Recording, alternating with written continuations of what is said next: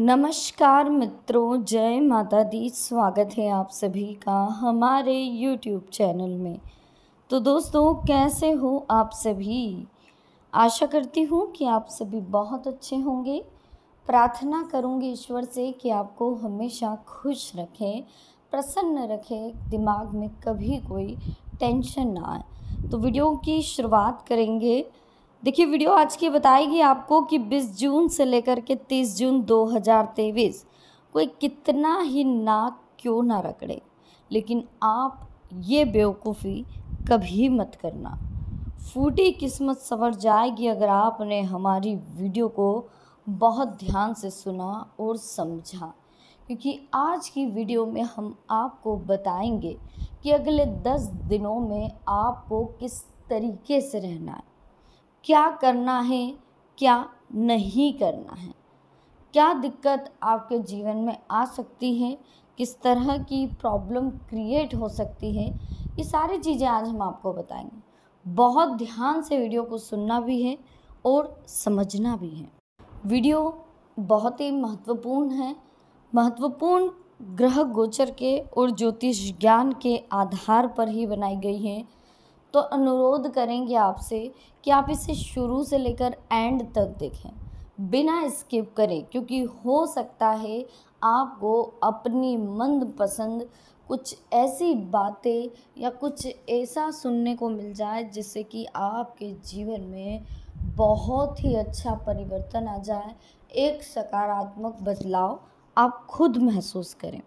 ठीक है, तो वीडियो एंड तक देखें, लाइक करें, चैनल को सब्सक्राइब करना ना भूलें, बेल आइकन के ऑल ऑप्शन को क्लिक करें ताकि आने वाली वीडियो का नोटिफिकेशन आपको सबसे पहले मिल जाए। इसके बाद कमेंट सेक्शन में जय माता दी के जयकारे जरूर लगाएं। ठीक है, वीडियो को शेयर करें आपके दोस्तों को, आपके परिवार को, आपके रिश्तेदारों को, ताकि उन्हें भी पता चले कि आप जो चीज़ देख रहे हैं वो चीज़ कितनी इम्पॉर्टेंट है उनके लिए भी और आपके लिए भी। और आपके परिवार वाले रिश्तेदार अगर कुछ गलतियां करते हैं या आपको नहीं समझ पा रहे हैं तो हो सकता है इस वीडियो के माध्यम से वो समझ जाए। तो प्लीज़ इस वीडियो को शेयर करना ना भूलें। अब शुरुआत करेंगे कि आखिर 20 जून से लेकर के 30 जून के बीच कोई कितना ही नाक क्यों ना रगड़े, तो हमें क्या नहीं करना है पहले तो हम ये समझें। ठीक है, अगले 10 दिनों में अगर आप चाहते हैं कि आपकी फूटी किस्मत संवर जाए, आपकी ज़िंदगी में रौनक आ जाए, आपकी किस्मत संवर जाए, आपका भाग्य उज्जवल हो जाए, आपके घर में कभी किसी प्रकार की कोई दिक्कत ना आए, धन धान्य से आप सुशोभित हो जाएं, तो उसके लिए आपको क्या करना है, आप ध्यान से सुनिएगा। ठीक है, उसके लिए आपको सिर्फ इतना करना है दोस्तों कि जीवन में हमेशा आगे बढ़ने के लिए सोचना है, कभी भी पीछे के बारे में नहीं सोचना, आगे बढ़ने के लिए सोचना है। हमेशा आगे की सोचिए। पास्ट जो गया उसे आप भूल जाइए। अगर आप पास्ट में उलझे रहेंगे, पास्ट में आप टेंशन लेते रहेंगे तो जीवन में आप कभी आगे नहीं बढ़ पाएंगे। जो इंसान हमेशा टेंशन लेता रहता है उसके ही जीवन में टेंशन रहता है। ठीक है, अगर आप खुश रहेंगे तो आपके जीवन में ऑटोमेटिक खुशियाँ आएगी। प्रॉब्लम कहाँ आ रही है कि आप खुश नहीं रह पा रहे। प्रॉब्लम ये आ रही है कि आप बहुत ज़्यादा टेंशन लेते हैं। खुश रहें, सबको खुश रखें और दिमाग में एक ही चीज़ रखें कि ईश्वर की कृपा से जो भी हो रहा है अच्छा हो रहा है। हम ना तो उसके प्रति कोई ऑब्जेक्शन उठाएंगे, ना उस कंडीशन के लिए किसी को ब्लेम करेंगे, कि जो हो रहा है हमारे कर्मों के आधार पर हो रहा है। इसलिए हमें बहुत ज़्यादा लोड लेने की बिल्कुल भी ज़रूरत नहीं है। ये चीज़ें हमारे दिमाग में होनी चाहिए। बाकी आप सभी को पता है कि समय आपके साथ है तो आपको फिर बहुत ज़्यादा लोड लेने की ज़रूरत तो नहीं है, लेकिन इसके अलावा जो एकदम से पैनिक हो जाना, जो एकदम से किसी के भी सामने कुछ भी बोल देना, बड़ों छोटों का आदर नहीं करना, ये चीज़ें आपके साथ बहुत ज़्यादा हो रही है क्योंकि ग्रह गोचर ही ऐसे बन रहे हैं ना। हमारी गलती नहीं है, ऐसे ग्रह गोचर बन रहे हैं। तो उसके लिए हमें क्या करना, ऐसा क्या करना है कि हमारी वाणी में मिठास आने लग जाए, हमारा गुस्सा जो है वो कंट्रोल हो जाए, हमारी जितनी भी परेशानियां हैं वो दूर हो जाए, आर्थिक संकट जो बार बार आ जाता है वो दूर हो जाए, बात करने का तरीका पूरी तरह से बदल जाए। ऐसा हम क्या करें, ठीक है ना। तो उसके लिए हम बताते हैं आपको कि क्या करना चाहिए, ध्यान से सुनिए। उसके लिए आपको एक चीज़ करनी होगी दोस्तों। सबसे पहले तो आपको रोज़ सुबह उगते सूरज को अर्घ्य देना, ठीक है। तांबे के लोटे में जल भर करके उसमें लाल चंदन डालें। घर में परेशानी चल रही है, शांति नहीं है, टेंशन चल रहा है, आप अच्छे से नहीं रह पा रहे हैं, घर में कोई ना कोई दिक्कत आती ही रहती है, तो लाल फूल और लाल चंदन के साथ में हो सके तो लाल वस्त्र यानी कि लाल धागा, लाल लच्छा जिसे कहते हैं, वो आप उसमें अर्पित करें। उसके बाद में थोड़ी सी शक्कर भी डालें, है ना, इससे शांति बनी रहेगी। और जो तिल से आपके जीवन में जो कष्ट चल रहे हैं वो ख़त्म होंगे। जो या तिल, लाल फूल लाल चंदन तो डालना ही है, इसके अलावा जो या तिल भी आप डाल सकते हैं। सूर्य भगवान को अगर सिर्फ और सिर्फ आप रोज़ डेली जल का भी अर्घ्य देंगे, सिर्फ जल का, तांबे के लोटे से सिर्फ जल का भी अगर अर्घ्य देंगे तो आपके जीवन में परिवर्तन आपको 8 से 15 दिनों के बीच में मालूम पड़ जाएगा। आप आजमा के देखिए। रोज़ सुबह जल्दी उठिए, नहाएं और स्नान अच्छे से करें, है ना। उसके बाद में आप सूर्य भगवान को अर्घ्य दें। बहुत महत्वपूर्ण है ये आपके लिए। इसके साथ शनिवार के दिन पीपल के पेड़ की जड़ों में आप कच्चा दूध और जल चढ़ाना आपको मिक्स करके सुबह, शाम को उसी पीपल के पेड़ के नीचे जाके प्रदोष काल में सरसों के तेल का दीपक लगाना है, ठीक है। सरसों के तेल के दीपक की चार मुंह होने चाहिए, जिसे चौमुखी कहते हैं। 4 मुंह वाला दीपक और चारों मुंह जला करके आपको ओम अंजनी सुतय नमः मंत्र का जाप 11, 21 या 108 बार करना है। इससे आपके जीवन में शांति बनी रहेगी, कभी कोई टेंशन नहीं होगा, कभी कोई लोड नहीं होगा, ठीक है।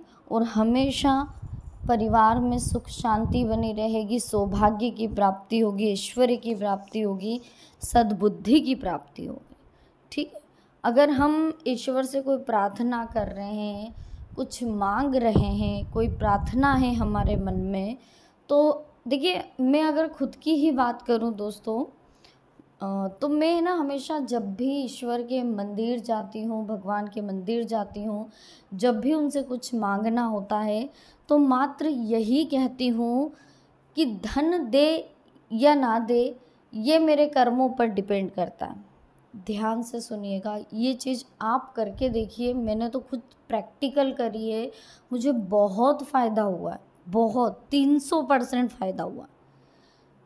हे भगवान, धन दे या ना दे ये तो मेरी किस्मत, मेरे कर्मों पर डिपेंड करता है, लेकिन सुख शांति दे, सद्बुद्धि दे, ये तुझ पर डिपेंड करता है, ये तुझ पर निर्भर करता है। तो भगवान से यही प्रार्थना करें कि सुख शांति और सद्बुद्धि प्रदान करें, क्योंकि अगर सद्बुद्धि आएगी तो ऑटोमेटिक सुख शांति आएगी, और सुख शांति आएगी तो धन को आने में ज़्यादा समय नहीं लगेगा, ठीक है। हम नहीं कहते कि धन की ज़रूरत नहीं होती है, होती है, लेकिन आपकी जो मनोकामना है वो या तो किसी चीज़ के लिए होगी, ठीक है, या फिर कोई ऐसी बात होगी जो आपको ईश्वर को कहनी होगी, कुछ ऐसी चीज़ें होगी जो आपको ईश्वर को समझानी होगी, आपके जीवन में चल रही होगी। तो सब कुछ चलता रहेगा, पूरी लाइफ कुछ ना कुछ नया बखेड़ा चलेगा, लेकिन हमें मन पर काबू रखना है, मन पर कंट्रोल, नियंत्रित रखना है मन को, है ना। आपको पता है गरुड़ भगवान की चाल सबसे तेज, ठीक है। लेकिन गरुड़ भगवान से भी गरुड़ भगवान से भी बढ़कर अगर किसी की चाल है तो मात्र वो एक चीज़, हमारा मन। हमारा मन कभी कहाँ पहुँच जाता है, कभी कहाँ पहुँच जाता है। एक सेकंड भी क्या, एक पल से भी छोटा कर्म की अगर हम बात करें तो आज हमारा पल जहाँ हम हैं, 2 मिनट के लिए किसी दुकान पर पहुँच गया, किसी मंदिर पर पहुँच गया, कहीं पर भी पहुँच जाता, मतलब उसे बहुत ज़्यादा समय नहीं लगता। जहाँ उसे जाना है वो सोच के ही चला जाता है। तो मन की गति हमारी बहुत तेज होती है, लेकिन हमें समझना होगा 10 जून से 20 जून का समय हमारे लिए बहुत बेहतरीन है, बहुत अच्छा है। इस समय का हमें सदुपयोग करना चाहिए। इस समय के लिए हमें हर संभव वो प्रयास करना चाहिए जो अच्छे हो, सच्चे हो, जो सही हो। ईमानदारी से पैसा कमाएं, छल कपट करके कभी पैसा ना कमाएं। जो इंसान छल कपट करके पैसा कमाता है, जो ईमानदारी नहीं निभाता है, जो झूठ बोल करके पैसा कमाता है और जिसकी आदत में ही बार बार झूठ बोलना है, उसका भाग्य कभी नहीं संवर सकता। आप झूठ बोल के छल कपट करके आज पैसा कमा सकते हो, लेकिन फ्यूचर में उसे सेव नहीं कर सकते, चाहकर भी नहीं कर सकते। अगर आपको लग रहा है ना कि हम एक सेविंग अकाउंट बना लेंगे, एक एफडी बना लेंगे तो वो पैसा सेव हो जाएगा, या कहीं इन्वेस्ट कर देंगे तो वो पैसा सेव हो जाएगा, अगर वो पैसा छल कपट का है, बेईमानी का है, तो पैसा सेव नहीं होना है। पैसा सेव जब होगा जब आप ईमानदारी से कमाएंगे, सच बोल करके कमाएंगे। देखिए, होता क्या है कि जब हम बेईमानी से या छल कपट से पैसा कमाते हैं तो वो पैसा स्थायी नहीं होता, वो पैसा क्षण भर में ख़त्म हो जाता है।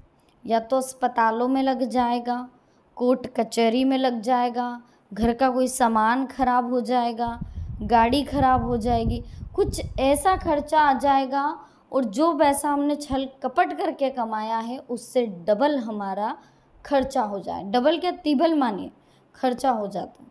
ठीक है, तो हमें सबसे पहले जीवन में एक गिठान बांध लेनी है आज कि हम जो भी कार्य करेंगे सत्य के मार्ग पर चलते हुए करेंगे। सच, देखिए, आटे में नमक बराबर। अगर आपका व्यापार इस टाइप का है कि आपको बोलना पड़ता है तो थोड़ा बहुत, मतलब आटे में नमक, लेकिन इतना ज़्यादा कि किसी को बेवकूफ़ बना देना, वो नहीं होना चाहिए। अगर वो चीज़ सही है तभी उसी का व्यापार करें। अगर चीज़ सही नहीं है, आपको पता है कि घर जाके ये इंसान पैसे लगा रहा है लेकिन पछताएगा, तो कहीं ना कहीं आपको ऐसा बिजनेस, ऐसा वर्क ऐसा नहीं करना चाहिए, क्योंकि इससे आपके जीवन में भी प्रॉब्लम हो सकती है, आपके भाग्य में भी रुकावटें आ सकती है। बाकी जो समय है हमारा अगले 10 दिनों का बहुत स्पेशल है। थोड़ा सा ईश्वर से सद्बुद्धि के लिए प्रार्थना करें। वीडियो को क्लोज करने के बाद कमेंट सेक्शन में जय माता दी के जयकारे लगाना बिल्कुल भी नहीं भूलना है। और हम एक चीज़ और बता दें आपको, वीडियो को फ़िलहाल लाइक करना ना भूलें, चैनल को सब्सक्राइब करना ना भूलें और बेल आइकन को प्रेस करें। देखिए, अगर आपको लग रहा है कि आपकी किस्मत बहुत अच्छी है, हमारा तो भाग्य बहुत अच्छा है, तो ये कुछ देर के लिए रहता है, इसलिए ज़्यादा ईगो नहीं करना चाहिए, ज़्यादा घमंड नहीं करना चाहिए। ईश्वर की आराधना करें, सब कुछ ठीक होगा। जो नहीं मिला है वो भी मिलेगा। ठीक है, चलिए अब हम बात कर लेते हैं किस तरह से हमारे जीवन में अगले 24 घंटों में हमें किन चीज़ों का ध्यान रखना चाहिए। सबसे पहले एक छोटा सा प्रसंग कहानी के माध्यम से मैं आपको सुनाऊंगी, जिससे बहुत अच्छी सीख आज आपको मिलेगी। दूसरों की मदद करने के लिए संतान को हमेशा प्रेरित करें।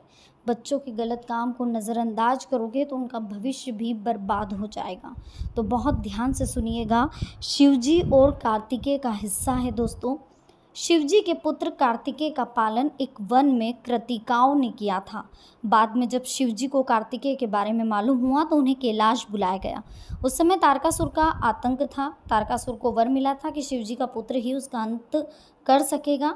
तारकासुर की वजह से दुखी देवता शिवजी के पास पहुँचे। देवताओं ने कहा आप कार्तिकेय स्वामी को युद्ध करने की अनुमति दें ताकि वह तारकासुर का वध कर सकें और तीनों लोगों को उसके आतंक से मुक्ति मिल सके। शिवजी ने बहुत समय बाद आए हुए अपने पुत्र कार्तिकेय को देवताओं की मदद के लिए तुरंत भेज दिया।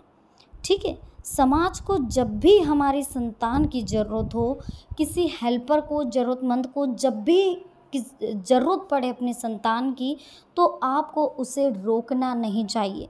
बहुत सी जगह ऐसा होता है कि पड़ोसी अगर उसे कोई काम के लिए भेज रहा है तो आप लोग मना कर देते हो।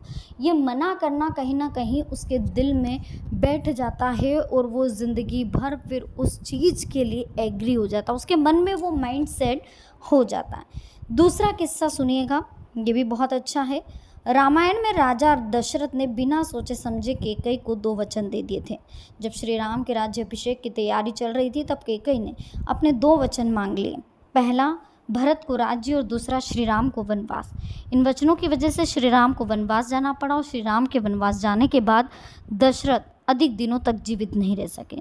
इसका मतलब ये है कि कभी भी बिना सोचे समझे किसी को भी वचन ना दे। ये सीख, ये प्रसंग आपको हम इसलिए बता रहे हैं क्योंकि अगले 24 घंटों में आपके ये बहुत काम आने वाले। रावण के पुत्र, एक और किस्सा सुनिए रावण और मेघनाद का। रावण के पुत्र मेघनाद ने देवराज इंद्र को भी पराजित कर दिया था। इसी वजह से उसे इंद्रजित कहा जाता है। रावण की अहंकारी, और जो रावण था वो अहंकारी भी था, अधर्मी भी था, तो कहीं ना कहीं उसने सीता का अपहरण कर लिया। श्री राम से युद्ध में मेघनाद को पिता के अधर्म से साथ देना पड़ा। श्री राम लक्ष्मण से युद्ध के बाद मेघनाद को अपने प्राण गंवाने पड़े। सीख ये मिलती है कि पिता को गलत कामों से बचना चाहिए, वरना पिता के गलत कामों का फल संतान को भी भोगना पड़ता है। इसलिए जीवन में हमेशा परिवार वालों को भी सही कार्य करना और संतान को भी सही दिशा देना। अब जान लेते हैं अगले 24 घंटे आपके लिए कैसे रहेंगे। तो सबसे पहले आपको क्या नहीं करना है। देखिए, व्यर्थ के वाद विवाद से दूर रहना है। कुछ पुराने झगड़े उभरेंगे, खासकर पैसों के मामले में किसी पर भरोसा ना करें। लेन देन संबंधी मामलों को स्थगित करें। व्यवहारिकता में कमी ना आने दें। अनुकूल समय है, अपने उद्देश्य के प्रति आप फोकस करें। अनुभवी लोगों के साथ समय व्यतीत करें, कुछ बेहतर सीखने को मिलेगा। दौड़ धूप की अधिकता रहेगी, कार्य में सफलता मिलेगी और मनोरंजन प्रोग्राम सफल होंगे। वीडियो अच्छी लगी और लाइक करें, चैनल को सब्सक्राइब करना ना भूलें।